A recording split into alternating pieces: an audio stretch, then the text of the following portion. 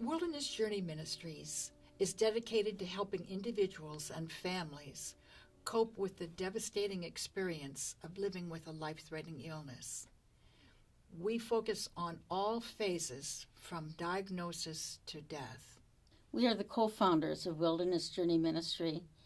We chose that title because just as the Israelites wandered in the desert and wondered at times, where is God and what is next in this journey, so are those trying to live with a life-threatening illness wondering the same thing. Where is God in all this turmoil, and what can I expect down the road? People really don't want to talk about death and dying, and yet it's really important to have those discussions. And so we want to start the conversation in the church and in the community. We know that people really want the best for their loved ones, but if they are not communicating with one another, they do not know what it is. And one of the things we know, that if people are unprepared, they rush into decisions and don't always know what their loved one would want. And so we believe that this ministry can start those conversations. We want to help people be prepared when those times of decision come along the way of this journey. We felt that there was a distinct need for a Christian ministry. And so we developed this 9-week course, which can be done in 3-week blocks, and one that was, again, open to not only people in the church, but to the community. And so it is a nice outreach ministry as well. But in these 9 weeks, we talk about the various issues from the emotional to the spiritual to the practical. We have just seen so many people who have come through these classes and have been reconciled to one another. They've just been able to start talking about topics that were so difficult so that the barriers were down, and they were really able to experience the peace and comfort of Christ. We have observed that people, when they first find out about their diagnosis, whether it be for their loved ones or for themselves, they often feel tremendous fear. That's the most common reaction. They can fear what's going to happen. They fear losing control over themselves, and they fear being a burden. In fact, often people feel that the end of life has very little value.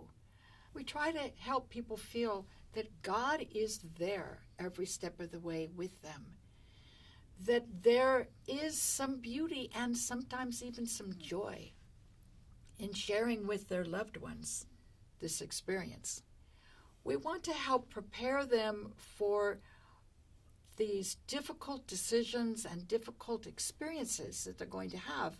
We want to do it from the hope that we have in Christ. We do it because we feel that God uses this time for very important purposes to provide healing and reconciliation. Sometimes people come to a saving knowledge of Christ.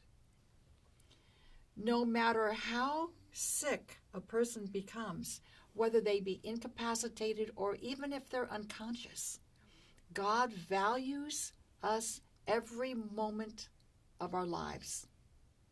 We do not lose our worth just because we may be in a coma or incapacitated.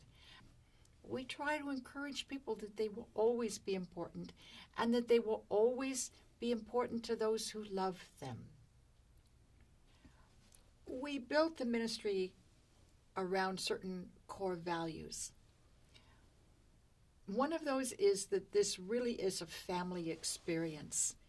Family members can be deeply affected, sometimes even more strongly than the person who is ill. We also wanted them to understand that being prepared is actually very helpful to all the family members, the person who's ill, because it takes away the unknown, and it helps when certain decisions need to be made that they've already been discussed. We believe that He wants to heal. He wants to heal the families. He wants to heal the person who's ill. Sometimes that person is healed physically, sometimes emotionally, but quite often spiritually they feel closer to God. We think that this process is so beautiful, we call it God's Symphony Orchestra. So we're better than the church to have this ministry. In the church, we have the gifts from Christ of the Holy Scriptures, prayer, grace, eternity, the promise of eternity, and the fellowship with one another. It belongs in the church. Our goal is to shine the light of Christ in the dark times of a life-threatening illness.